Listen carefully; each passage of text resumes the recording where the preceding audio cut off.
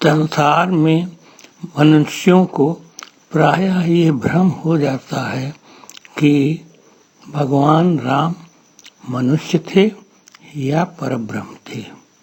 पार्वती जी ने शंकर जी से पूछा कि राम सो अवध नृपति सुत सोई, कि अज अगुण अलख गति कोई। पार्वती जी ने शंकर जी से पूछा कि ये राम जो हैं ये अवध के राजा दशरथ के पुत्र हैं जो पत्नी के वियोग में परेशान रहे, या कि ये परब्रह्म है। तब शंकर जी ने कहा पार्वती जी से कि तुम्हें भ्रम क्यों हो रहा है। झूठे हो सत्य जाहि बिनु जाने, जिमि भुजंग बिनु रज पहचाने। जे जाने जग जाई हेराई, जागे जथा सपन भ्रम जाई। अर्थात प्रायः रस्सी को धोखा होने पर लोग सांप समझ लेते हैं। उसी तरह से संसार को लोग मोह में सब कुछ अपना समझने लगते हैं और सब कुछ संसार में सच्चा समझने लगते हैं, जबकि संसार स्वप्नवत है। स्वप्न में जैसे जो चीज देखते हो वो स्वप्न से जगने के बाद नहीं दिखाई देती, वैसे ही संसार में जो कुछ देखते हो और मोहवश उसे अपना समझने लगते हो, लेकिन बाद में वो सब स्वप्न की तरह गायब हो जाता है। तो इस प्रकार से शंकर जी ने पार्वती जी को समझाया कि भगवान राम जो हैं वो निराकार भी हैं, परब्रह्म के रूप में निराकार भी हैं, और जब भक्तों की रक्षा के लिए अवतार लेते हैं तब वो साकार हो जाते हैं। रामायण की रचना करते समय तुलसीदास जी ने प्रारंभ में ही शंकर और पार्वती की वंदना की है। इसका तात्पर्य ये है कि कोई भी भक्ति करने के लिए शंकर और पार्वती का ध्यान परम आवश्यक है। उन्होंने कहा है भवानी शंकरौ वंदे श्रद्धा विश्वास रूपिणौ, याभ्याम बिना न पश्यन्ति सिद्धा स्वान्तस्थम ईश्वरम्। श्रद्धा का मतलब हुआ पार्वती जी, विश्वास का मतलब हुआ शंकर जी। तो श्रद्धा और विश्वास के साथ भगवान की भक्ति का तात्पर्य यही है कि शंकर और पार्वती की भक्ति, और बिना उसके अगर वो भक्ति का अभाव है, श्रद्धा और विश्वास का अगर अभाव है, तो जो सिद्ध पुरुष हैं, जो बहुत ज्ञानी पुरुष हैं, वो भी अपने हृदय में स्थित परमात्मा का अनुभव नहीं कर सकते। इसलिए परमात्मा का अनुभव करने के लिए श्रद्धा और विश्वास बहुत जरूरी है। बिन विश्वास भगति नहीं, बिन विश्वास भगति नहीं, तेहि बिन द्रवहि न राम। राम कृपा बिन सपन्यु, जीव की लह विश्राम।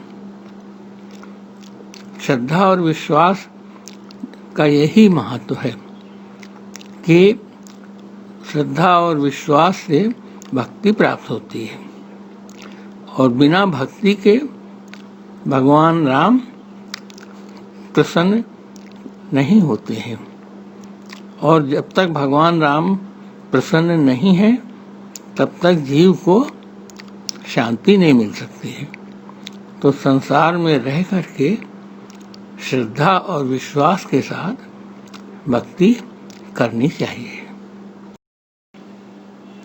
गीता में कृष्ण भगवान ने दो बातों पर विशेष जोर दिया है। एक बात तो ये है कि अपने साथ कोई अगर अन्याय कर रहा है या अपने सामने कोई अन्याय कर रहा है तो तुम उससे प्रतिकार करो। उस अन्याय को सहना ये भी एक पाप है। अतएव अन्याय के खिलाफ संघर्ष करो। और दूसरी बात है कि संघर्ष करने में यदि जय हो, जीत हो या पराजय हो, और साथ ही साथ दुनिया में अपने कर्तव्यों के पालन में सफलता मिले, असफलता मिले, सुख मिले, दुख मिले, लाभ मिले, हानि मिले, इसमें समान रहो। इसमें कभी दुख मत करो कि हम जो उम्मीद करते थे वो उम्मीद पूरी नहीं हो रही और हम इस पर दुख करें और निराशा जाहिर करें।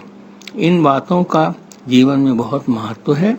जीवन में सिर्फ अपना कर्तव्य करते रहना चाहिए और बाकी किसी चीज़ की चिंता नहीं करनी चाहिए। गुरु बिन भव निधि तरहि न कोई, जो विरंचि शंकर सम होई। तुलसीदास जी ने गुरु के महत्व पर प्रकाश डाला है कि ब्रह्मा और शंकर जी ये भी संसार रूपी समुद्र से पार नहीं पा सकते यदि गुरु न हो। गुरु का महत्व जीवन में बहुत बड़ा है, लेकिन गुरु का मतलब ये नहीं है कि जो गेरुआ रंग के वस्त्र धारण कर ले वही गुरु है। गुरु कोई भी हो सकता है। ऐसा भागवत में वर्णन आया है कि गुरु प्रकृति के किसी भी कार्य में तुम्हें मिल जाएगा। जैसे